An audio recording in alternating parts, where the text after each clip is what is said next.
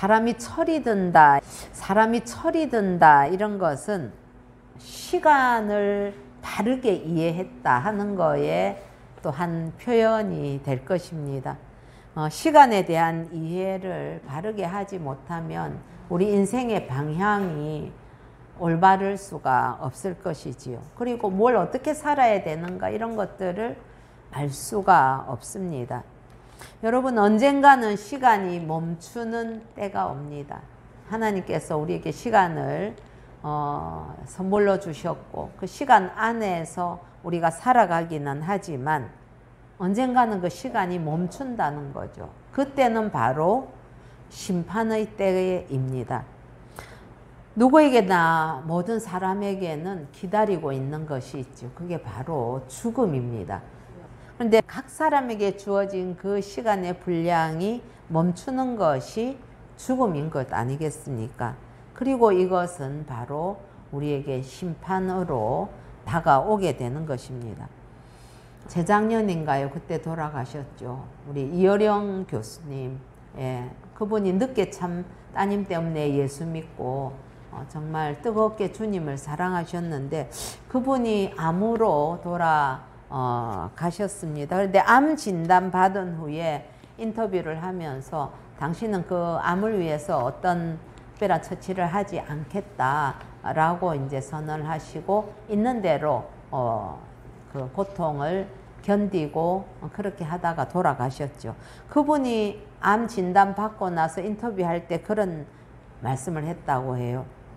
죽음을 눈앞에 둔 지금 이 시간이 가장 농밀해졌다. 농도가 진하고 아주 밀도가 높다는 얘기 아닙니까? 얼마나 그 삶의 깊이라고나 할까요? 그 삶이 더욱더 더 치열해졌다 이런 의미죠. 그러면서 죽음이라는 끝이 있음을 아는 것은 삶에 깊은 영향력을 끼친다. 그렇게 말씀을 했다고 전해 들었습니다. 그렇습니다. 죽음이라는 끝이 있다는 것, 아는 것, 그게 바로 철이 든 거죠. 시간은 영원하지는 않습니다. 끝이 있고 유한합니다.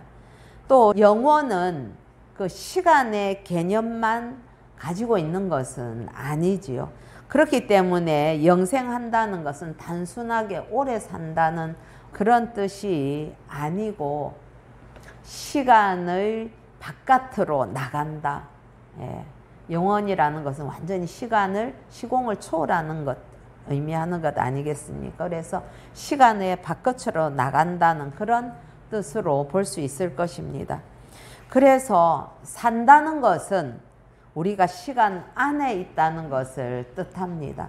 저와 여러분도 오늘 2023년 7월 첫 주일이라는 그 시간에 지금 머물러 있는 것이지요.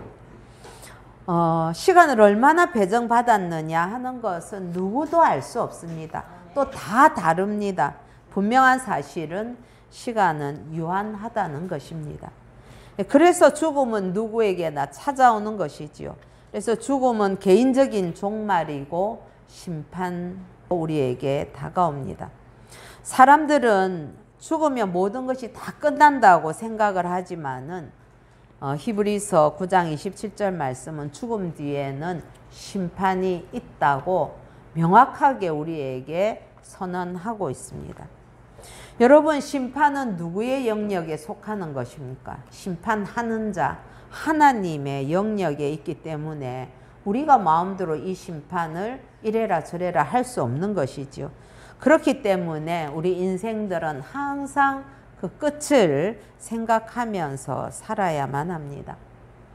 돌아가서 우리 이어령 교수님은 그런 말씀을 했더라고요. 암에 걸리고 나니까 꽃이 예쁜 줄 알겠다 라고 말했습니다. 저는 지금도 잊지 않습니다. 우리 아이들 처음 중학교 때 서울에 보내고 제가 한 달에 한두 번씩 서울을 왔다 갔다 할 때 제 옆자리에 앉았던 권사님이셨습니다. 근데 그분이 그런 말씀을 하시더라고요. 나이 70이 지나니까 그제서야 하나님께서 만드신 이 세상이 얼마나 아름다운지 내 마음에, 내 눈에 들어오기 시작했다. 그 얘기를 하시더라고요. 참 감명 깊게 들었습니다. 그렇습니다. 여러분, 죽음이 있기 때문에 삶이 귀중한 것이지요. 그리고 끝이 있기 때문에 지금 오늘 하루하루가 우리에게는 너무도 귀한 하루가 되는 것 아니겠습니까? 오늘은 맥추감사주일입니다. 어느덧 한 해의 절반을 보냈습니다. 지난 시간들을 돌아보니까 하루 한 시간 이 단위가 다 하나님의 은혜의 그 족적이다 하는 것을 고백하게 됩니다. 그래서 여러분, 우리가 남은 이 한 해도 종말론적인 그런 의식을 가지고 매 순간 주님을 바라보면서 살아가시길 예수님의 이름으로 축복합니다. 베드로 사도는 이 편지의 마지막 단계에서 주의 백성들이 결코 잊어서는 안 되는 한 가지를 말합니다. 그것은 바로 하루가 천년 같고 천년이 하루 같은 하나님의 시간이 있다는 것입니다. 우리 8절 9절 한번 읽어봅시다. 시작. 사랑하는 자들아, 주께는 하루가 천년 같고 천년이 하루 같다는 이 한 가지를 잊지 말라. 주의 약속은 어떤 이들이 더디다고 생각하는 것 같이 더딘 것이 아니라 오직 주께서는 너희를 대하여 오래 참으사 아무도 멸망하지 아니하고 다 회개하기에 이르기를 원하시느니라. 아멘. 그런데 왜 이 사도가 하나님의 시간을 언급을 하는 것이겠습니까? 주의 재림이 없다고 말하는 거짓 선생들과 그들의 그 가르침에 영향을 받아서 주의 재림이 더디다고 생각하는 사람들 때문에 지금 이 하나님의 시간을 이야기하고 있는 것입니다. 그런데 9절에 더디다는 이 단어는 단순히 늦다 하는 그런 정도가 아니라 더디다는 것은 게으르거나 아니면 무관심에서 지체된다고 하는 조롱이 내포되어 있는 단어입니다. 즉 어떤 사람들은 아니 도대체 다시 오신다는 그 주님의 약속이 이루어지기는 하는 거냐? 지금 주님이 그 말씀하신 지가 언젠데 지금 몇십 년이 지났는데 아직도 안 오시는 거 봐라. 예수님이 그 약속에 관심이 없던지 아니면 그 약속 이루는 데에 게으르거나 무능하기 때문에 이렇게 지체되는 것 아니냐? 그렇게 조롱조로 재림이 더디 오는 것에 대해서 아직 주님이 다시 오시지 않는 것에 대해서 조롱조로 이야기를 했다는 사실입니다. 이에 대해 베드로는 시편 90편 4절에 있는 모세의 고백을 인용해서 다시 오신다는 주님의 약속이 더딘 것이 아니라고 이야기하는 거죠. 시편 90편에는 모세는 주는 영원부터 영원까지 하나님이다. 그런 고백을 하면서 그런 하나님의 그 목전에 티끌과 같은 인생의 천년은 지나간 어제와 같고 밤의 한순간과 같을 뿐이다. 그런 고백을 했거든요. 여러분, 이 예수를 믿고 나니까 이런 하나님의 시간, 그 어떤 하나님께서 섭리하시는 그러한 일종의 원리, 이런 것들이 눈에 들어오기 시작하는 것 아니겠습니까? 그렇습니다. 예수를 믿게 되면 하나님이 누구인지를 알게 되고 우리가 얼마나 미미한 존재인가, 그러나 또한 주 안에서 얼마나 귀한 존재인가를 깨닫게 되는 것이죠. 우리 주님께는 하루가 천년 같고 천년이 하루 같습니다. 영원하신 그 하나님 앞에는 인생은 잠깐 있다가 없어지는 안개와 같은 존재이며 그런 인생의 천년은 우리 주님의 목전에서 밤의 한순간에 불과한데 어찌 우리 주님의 재림이 더디다고 함부로 이야기할 수가 있겠습니까? 사랑하는 성도 여러분, 우리가 길다고 여기는 시간이 하나님 앞에서는 아무것도 아닐 수 있다는 사실을 기억하시기 바랍니다. 그게 지혜입니다. 반대로 인생이 짧다고 느끼는 이 시간도 하나님 앞에서는 천년처럼 길게 여겨지실 수 있다는 사실입니다. 하나님께서 창조하신 시간은 물리적인 길이로서의 그 의미만이 아닌 것이지요. 그래서 다시 오신다는 이 주님의 약속이 언제 이루어지는가? 여러분, 주님이 다시 오신다는 그 약속은 바로 역사의 마지막을 의미하는 것 아닙니까?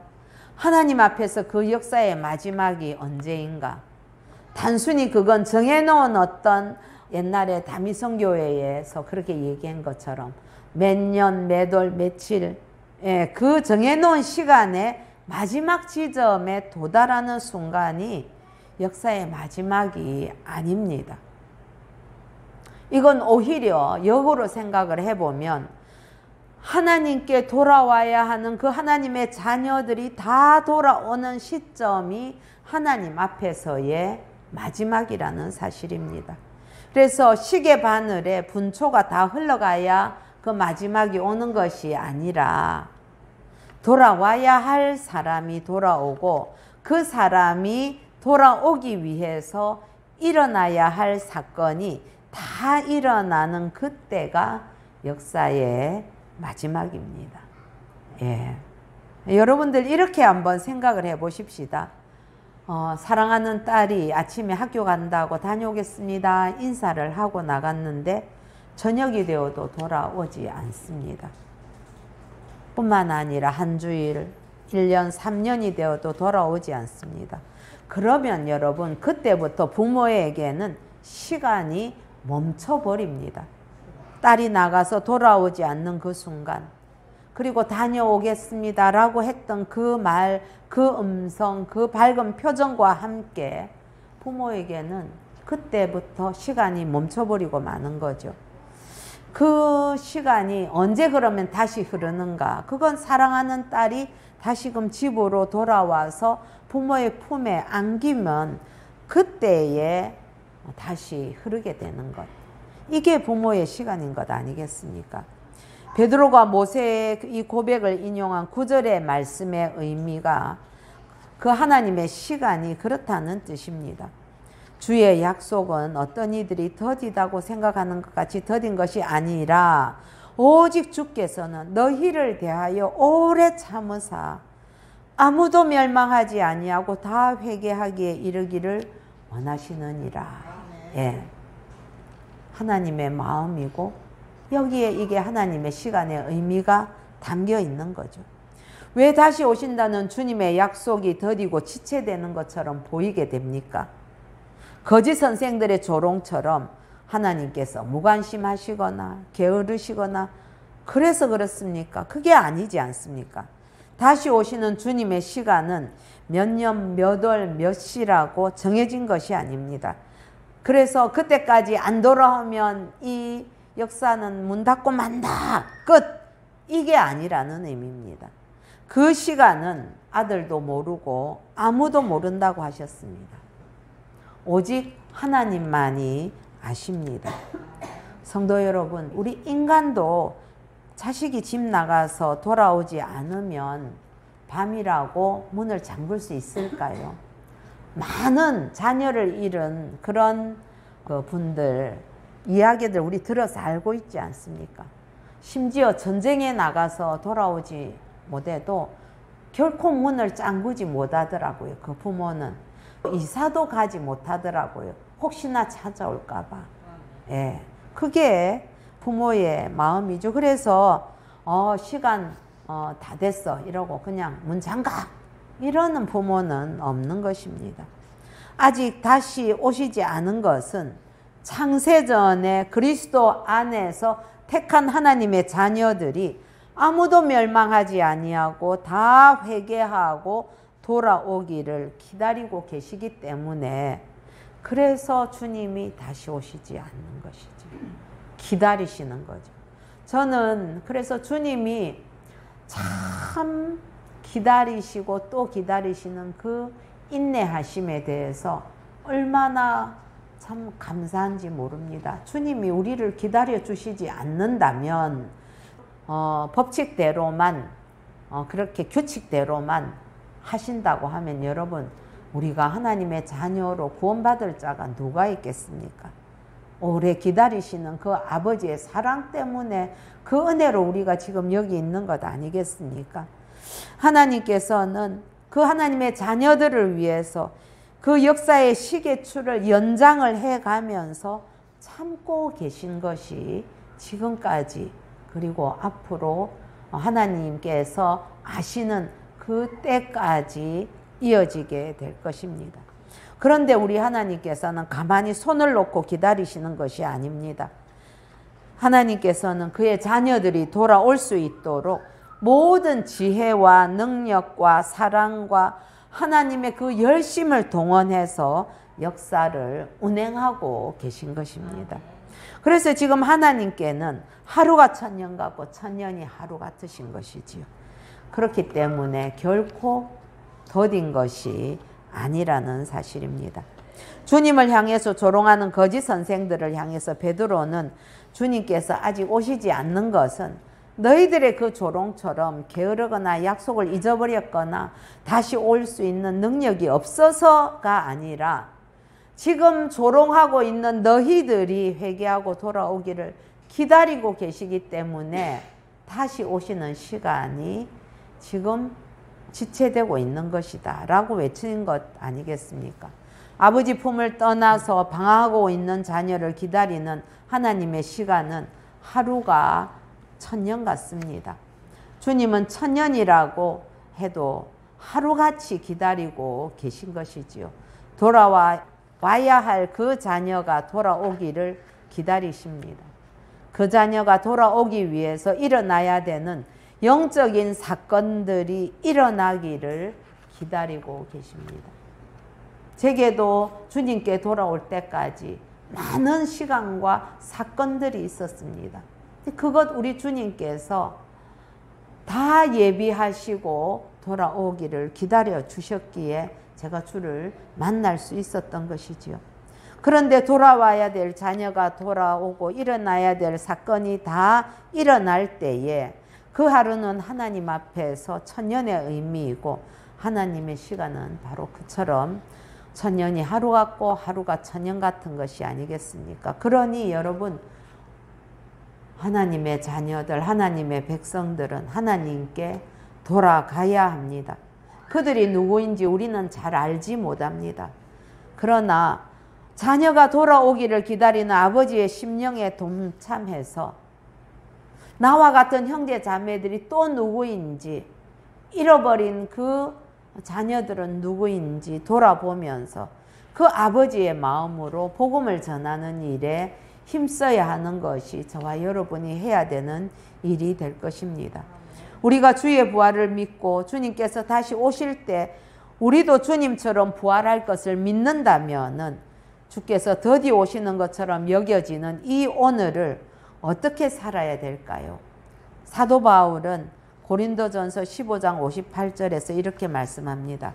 그러므로 내 사랑하는 형제들아, 견실하며 흔들리지 말고 항상 주의 일에 더욱 힘쓰는 자들이 되라. 이는 너희 수고가 주 안에서 헛되지 않은 줄 알미라. 여러분, 주님을 처음 만날 때 그 감격으로 주의 일에 힘쓰고 계신가요? 그렇게 견실하고 흔들리지 아니하고 계신가요? 우리 자신을 돌아보십시다. 말씀 앞에 우리 자신을 한번 비추어 보십시다.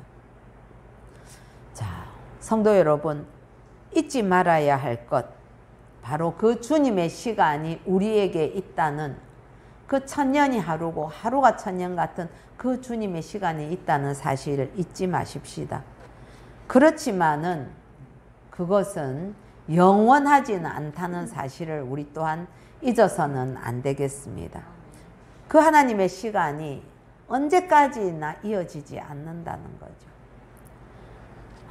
창세전에 택한 자들이 다 돌아와서 아버지 품에 안기는 그날, 주님은 도둑같이 다시 오시고 마침내 지금의 세상은 끝날 것입니다. 그날 하늘이 큰 소리로 떠나가고 물질이 뜨거운 불에 풀어지고 땅과 그 중에 있는 모든 일이 드러나게 될 것입니다. 10절 같이 한번 읽어보십시다. 시작. 그러나 주의 날이 도둑같이 오리니 그 날에는 하늘이 큰 소리로 떠나가고 물질이 뜨거운 불에 풀어지고 땅과 그 중에 있는 모든 일이 드러나리로다. 아멘. 예. 거짓 선생들은 이런 사실을 일부러 잊어버리려고 했었죠.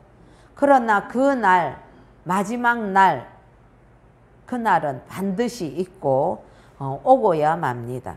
노아 홍수 때처럼 눈에 보이는 세상이 전부인 줄만 알고 시집가고 장가가며 자기 일에만 몰두했던 사람들에게는 그 날이 도둑같이 올 것입니다. 하나님의 심판이 있다고 경고했던 노아의 말을 조롱하고 비웃었던 그 사람들에게도 그 날은 도둑같이 오게 될 것입니다. 여러분, 결코 잊어서는 안 될 것을 잊고 살지는 않습니까?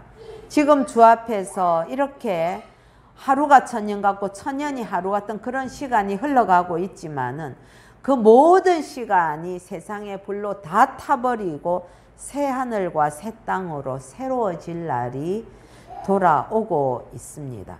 예, 다가오고 있습니다. 그런데 우리가 이 날을 도둑같이 오게 해서는 안 되는 것 아니겠습니까? 그 날을 소망하며 바라보면서 예비해야 되지 않겠습니까? 그래서 알고 깨어 있어서 주의 재림을 사모하면서 기다리고 그 가운데 우리가 맞아야 될 것 아니겠습니까? 무조건 기다리는 것이 아니라 주의 일에 더욱 힘쓰면서 기다려야 하는 것이지요. 사랑하는 성도 여러분, 우리는 주님의 신부들입니다. 신랑 되신 주님께서 천사장의 나팔 소리와 함께 구름 타고 다시 오실 날이 있습니다. 잊어서는 안 될 이 날을 잊지 말아야 하겠습니다. 다시 오실 그 신랑을 맞는 소망을 품고 우리 자신을 깨끗하게 하는 저와 여러분이 되십시다.